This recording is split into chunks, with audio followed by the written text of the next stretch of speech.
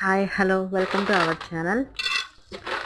ఈరోజు తక్కువగా ఆయిల్తో క్రిస్పీగా అటుకులు ఎలా ఫ్రై చేయాలో చూసుకుందాం.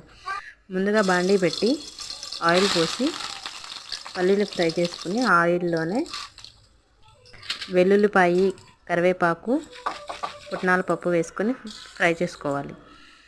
అవి ఫ్రై అయిన తర్వాత అటుకులు వేసి బాగా ఫ్రై చేసుకోవాలి. ఇవి త్వరగానే మాడిపోతాయండి. కలుపుతూ ఫ్రై చేసుకుంటూనే ఉండాలి. ఇవి బాగా ఫ్రై అయిన తర్వాత కొంచెం పసుపు, ఉప్పు, కారం వేసుకొని కారం పచ్చివాసన పోయే వరకు ఫ్రై చేసుకోవాలి.